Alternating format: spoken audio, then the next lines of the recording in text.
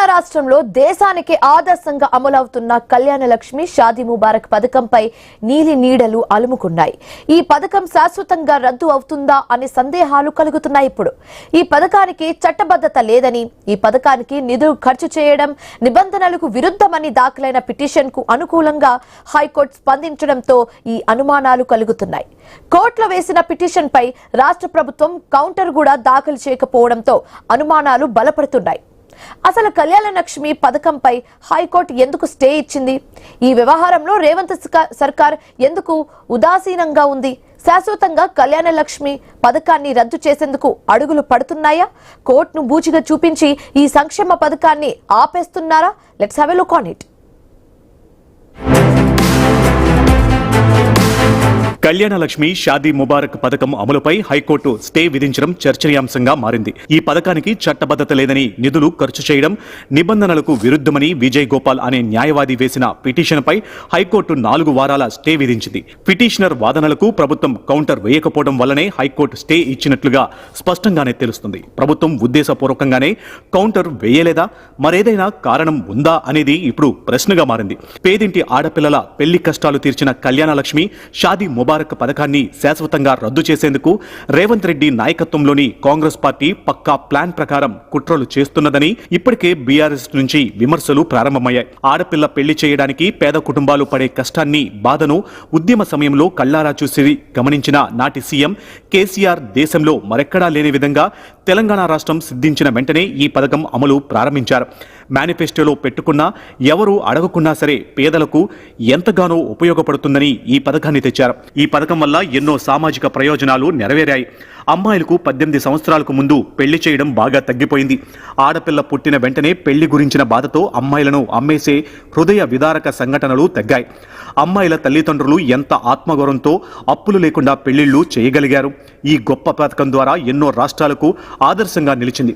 చాలా రాష్ట్రాలు తెలంగాణను చూసి తమ రాష్ట్రాలలో అమలు చేశాయి. కాంగ్రెస్ పార్టీ కూడా అధికారంలోకి వచ్చిన తర్వాత ఈ పథకాన్ని కొనసాగించింది. ఈ పథకం కొనసాగించడంతో పాటు కళ్యాణ లక్ష్మి కింద ఇచ్చే ₹1,00,000 నగదుతో పాటు తులం బంగారం అదనంగా ఇస్తామని కూడా కాంగ్రెస్ ఎన్నికల సమయంలో ప్రకటించింది. కానీ వివిధ కారణాల వల్ల తులం బంగారం హామీని అమలు చేయలేకపోయింది. ఇప్పుడు అసలు ఈ పథకానికి ఎసరు వచ్చే ప్రమాదం ఏర్పడింది.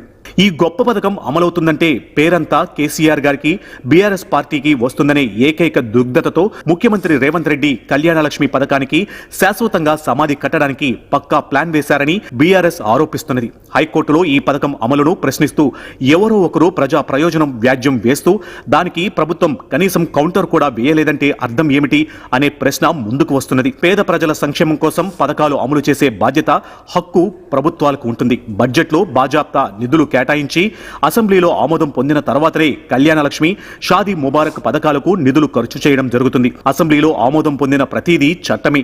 ఈ విషయాన్ని హైకోర్టుకు చెబితే సరిపోయేది. కానీ రేవంత్ రెడ్డి ప్రభుత్వం హైకోర్టులో ప్రభుత్వం తరపున ఎందుకు ఈ వాదనలు వినిపించలేదు అనేది అంతుచిక్కడం లేదు. కేవలం ప్రభుత్వం కౌంటర్ వేయకపోవడం వల్లే ఈ పథకం అమలుపై హైకోర్టు స్టే ఇచ్చింది. ప్రభుత్వం కోర్టులో సరైన వాదన చెప్తే ఈ స్టే వచ్చేది కాదు అనే చర్చ కూడా జరుగుతుంది. కళ్యాణ లక్ష్మి పథకాన్ని శాశ్వతంగా బంద్ పెట్టాలని రేవంత్ రెడ్డి ప్రభుత్వం నిర్ణయించడానికి 2 ప్రధాన కారణాలు ఉన్నాయని విపక్షం విమర్శిస్తున్నది. ఒకటి, ఈ పథకం ద్వారా లబ్ధి పొందుతున్న పేదలు కేసీఆర్ గారిని తలుచుకుంటున్నారు. గొప్ప పథకం పెట్టి మమ్మల్ని ఆదుకుంటున్నారని నేటికి గుర్తు చేసుకుంటున్నారు.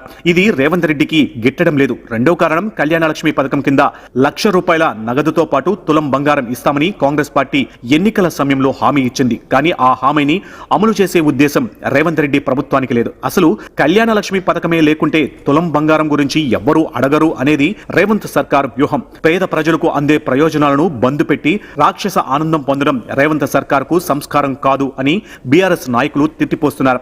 కాంగ్రెస్ నాయకులు కానీ ప్రభుత్వం కానీ ఇంకా దీనిపై స్పందించడం లేదు. అయితే హైకోర్టు విధించిన స్టేను తొలగించాలని ప్రభుత్వం కోర్టుకు పోతుందనే ప్రచారం మాత్రం జరుగుతుంది. పేద ప్రజలకు ఎంతగానో ఉపయోగపడిన ఈ పథకం యథావిధిగా కొనసాగే విధంగా ప్రభుత్వం కోర్టు ముందు వాదనలు వినిపించాలని మాత్రం సర్వత్రా కోరుకుంటున్నారు.